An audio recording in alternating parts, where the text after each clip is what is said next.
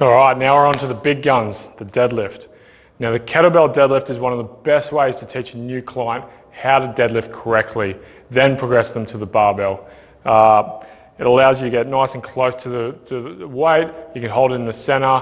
It requires less range of movement. And the main thing that I really like is it's really easy to elevate on blocks or yoga blocks or something like that. So I've just got it elevated on a larger dumbbell at the moment. What I'm going to do is you get your client to come in and you want their feet in line with the horn of the kettlebell here. So these side bits here are the horn of the kettlebell, coming in nice and close. My shoelaces are in line with that there. What I'm going to do, they're hip width apart there. My knees are soft, so coach the soft knees.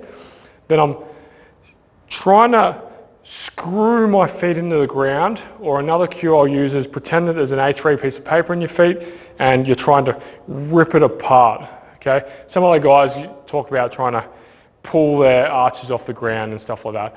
But generally the screw the ground technique is one of the best ones that people really identify with. What that does is create some lateral tension and some rotational tension in the legs, so you'll feel your hips active when that happens. And you should be able to see your client do it, switched on. So you can see I'm relaxed, screwing into the ground. Relaxed, screwing into the ground. You can see the knees actually start to externally rotate a little bit. Come in nice and tight. We're on. Brace the core, as we've discussed many times. In through the nose, out through the mouth really hard. Braced. Shoulders back, hands in here.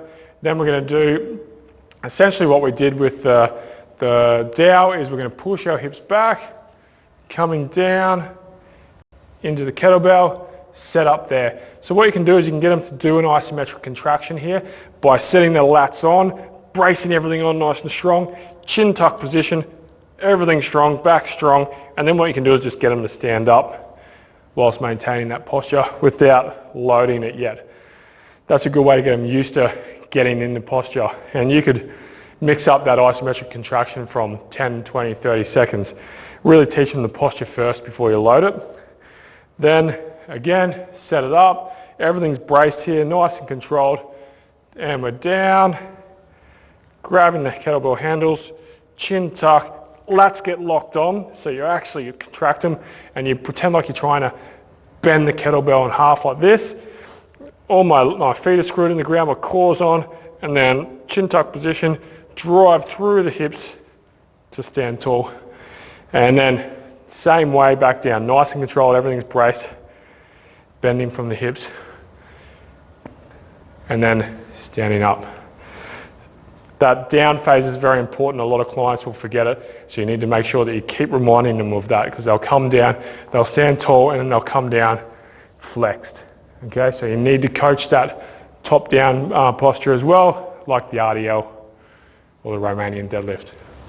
So I thought I'd go over the kettlebell deadlift once again from the front on position, just so you can see my knees.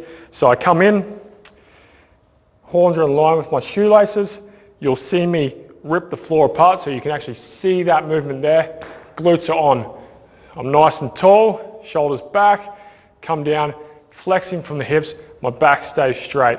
Grab on the handles, pretend like I'm trying to rip the handles apart, pull the lats on, and then chin tucked.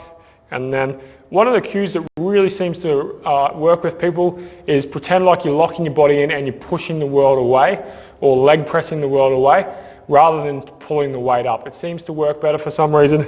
Chin tuck, nice and controlled, braced through the core, push the world away. And then again, nice and controlled, coming back down. And you can see I maintained that. There was no knee collapse or valgus through that movement pattern.